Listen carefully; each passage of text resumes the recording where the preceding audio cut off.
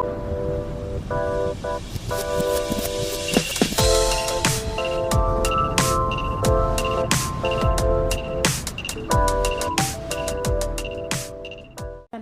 nama saya Marianti Novania Adu.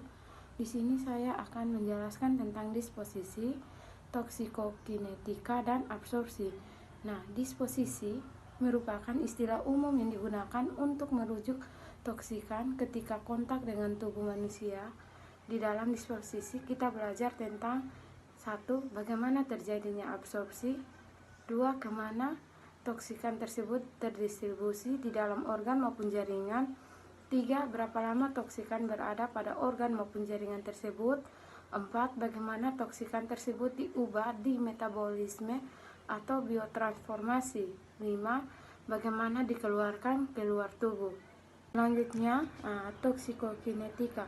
Toksikokinetika ini merupakan bagian dalam ilmu toksikologi yang mempelajari proses kinetika atau pergerakan toksikan di dalam tubuh, yang meliputi absorpsi, distribusi, metabolisme, dan ekreksi atau ATME. Absorpsi merupakan suatu proses transfer toksikan melalui atau melewati sistem sel organ tubuh hingga ke dalam darah atau sistem sirkulasi limfatik. Tempat utama terjadinya absorpsi adalah saluran pencernaan, paru-paru, dan kulit. Tempat utama terjadinya absorpsi yaitu saluran pencernaan, paru-paru, dan kulit. Yang pertama, absorpsi melalui saluran pencernaan. Banyak bahan kimia yang dapat masuk ke saluran pencernaan melalui makanan dan minuman serta obat-obatan. Lambung merupakan tempat terjadinya penyerapan yang paling signifikan, terutama asam lemah yang bersifat dapat terionisasi, dapat diserap, dan lipid soluble. Sedangkan basa lemah akan sangat terionisasi dalam asam lambung sehingga basa lemah tidak mudah diserap oleh lambung. Pada usus, asam lemah akan muncul dalam bentuk yang terionisasi sehingga kurang mudah untuk diserap. Sedangkan basa lemah muncul dalam bentuk yang tidak terionisasi sehingga mudah untuk diserap. Yang kedua, absorpsi melalui sistem pernafasan. Sistem pernafasan memiliki berbagai struktur mulai dari hidung, faring, bronkus, bronkiolus, hingga alveolus. Alveolus adalah unit fungsional terkecil di paru-paru yang merupakan tempat utama terjadinya absorpsi. Ketika gas terhirup masuk ke paru-paru, molekul gas akan berdifusi dari alveoli ke dalam darah sehingga tercapainya kesetimbangan. Tingkat penyerapan gas di paru-paru bervariasi tergantung pada rasio kelarutan toksikan pada kesetimbangan. Gas dengan rasio kelarutan tinggi dapat dengan mudah berpindah ke darah pada setiap siklus pernafasan, sehingga apabila masih ada, maka akan menyiksakan sedikit saja gas di alveoli sebelum terjadinya inhalasi berikutnya. Darah akan membawa molekul gas terlarut ke seluruh tubuh. Setelah melepaskan gas ke jaringan, darah akan kembali lagi ke paru-paru untuk mengambil lebih banyak gas. Secara umum, pemusnahan partikel dari alveoli relatif tidak efisien. Laju pembersihan paru-paru bergantung pada kelarutan senyawa dalam cairan paru. Maka semakin rendah kelarutannya, akan semakin rendah pula laju penghilangannya. 3. Absorpsi melalui kulit. Kulit terdiri atas dua lapisan utama yaitu epidermis dan dermis. Epidermis tersusun dari 4 atau 5 lapisan lagi tergantung dari lokasinya. Stratum corneum merupakan lapisan terluar yang berfungsi sebagai barrier penghalang utama untuk mencegah penyerapan senabiotik ke dalam tubuh.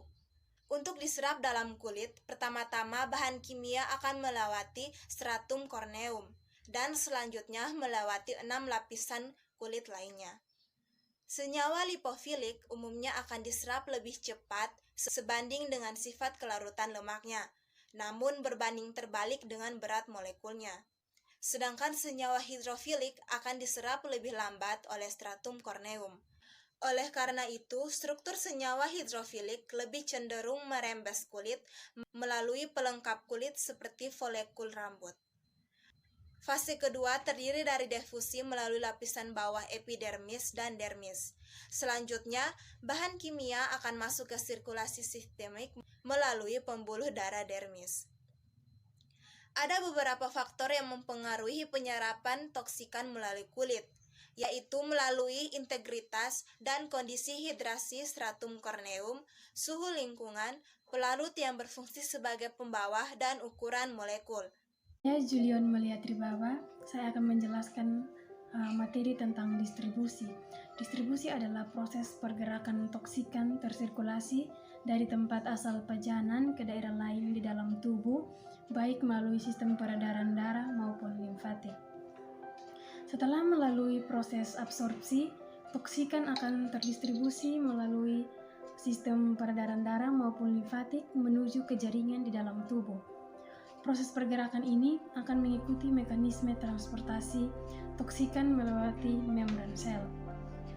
Beberapa faktor yang mempengaruhi. Yang pertama, laju aliran darah ke jaringan, pergerakan melewati saluran kapiler, pergerakan melewati membran sel, kemampuan jaringan untuk mengikat toksikan, transfer aktif jaringan. Penyimpanan toksikan. Toksikan di dalam tubuh dapat disimpan di beberapa lokasi. Pertama, protein plasma. Albumin adalah protein utama dalam plasma dan dapat berikatan dengan banyak jenis senyawa dibandingkan dengan protein lain. Yang kedua, hati dan ginjal. Hati dan ginjal memiliki kapasitas yang tinggi untuk mengikat banyak bahan kimia. Karakteristik ini mungkin terkait dengan fungsi metabolisme dan ekresi yang dimiliki oleh hati dan ginjal. Yang ketiga, lemak. Toksikan yang bersifat sangat lipofilik akan didistribusikan dan terkonsentrasi di lemak tubuh, di mana mereka dapat disimpan dalam jangka waktu yang panjang. Yang berikut, tulang. Tulang adalah tempat penyimpanan utama bagi toksikan seperti fluorida, timbal, dan strontium. Penyimpanan terjadi melalui reaksi adsorpsi, pertukaran antara cairan interstisial dan kristal hidroksiapatit dari mineral tulang. Maka sekarang kita akan membahas mengenai metabolisme atau biotransformasi. Di mana metabolisme atau biotransformasi adalah proses perubahan zat-zat asing menjadi metabolit aktif atau metabolit tidak aktif yang dikatalis oleh enzim. Metabolisme sendiri memiliki tujuan. Pertama, merubah ciri fisikokimia bahan toksikan, terutama sifat lipofilnya. Yang kedua, memiliki tujuan pembentukan senyawa hidrofil. Dan yang ketiga, mempermudah ekskresi toksikan. Metabolisme atau biotransformasi ini dibagi menjadi dua tipe. Yang pertama, tipe detoksifikasi, yang merupakan proses membuang atau menetralkan zat-zat asing ini, sehingga menjadi kurang toksik atau kurang berbahaya. Dan tipe yang kedua adalah tipe bioaktivasi, di mana tipe ini dapat merubah xenobiotika atau zat asing ini menjadi lebih berbahaya atau lebih reaktif bagi tubuh. Biotransformasi xenobiotik ini dibagi menjadi 4 kategori. Yang pertama, kategori hidrolisis. Yang kedua, kategori reduksi. Yang ketiga, kategori oksidasi. Dan kategori yang keempat adalah kategori konjugasi. Di sini saya akan menjelaskan tentang ekskresi. Baik, pertama-tama yang perlu kita ketahui adalah pengertian dari ekskresi itu sendiri. Nah, ekskresi merupakan bahan kimia yang diekskresikan atau dikeluarkan dari dalam tubuh, dapat dalam bentuk bahan asal maupun metaboliknya.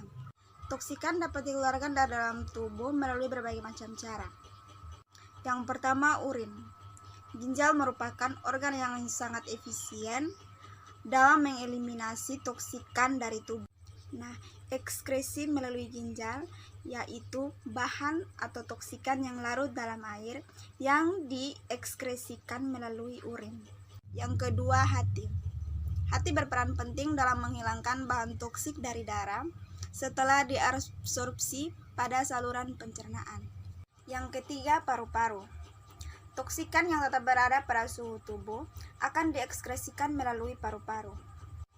Paru-paru merupakan organ ekskresi yang mengeluarkan karbon dioksida dan uap air saat kita bernapas melalui hidung atau mulut. cairan yang mudah menyerap gas dengan kelarutan rendah dalam darah dan juga dengan kelarutan tinggi dalam darah, dan juga gas anestesi dengan kelarutan tinggi. Yang keempat, feses atau tinja. Feses merupakan salah satu jalur ekskresi toksikan intestinal. Nah, toksikan yang dikeluarkan melalui feses ini merupakan toksikan yang sangat lepotil. Kelima adalah air susu. Ekskresi toksikan melalui air susu sangat berbahaya. Disebut sangat berbahaya karena dapat memindahkan toksikan dari ibu kepada anaknya dan juga dari hewan kepada manusia. Toksikan yang diekskresikan ke air susu itu dapat melalui proses difusi.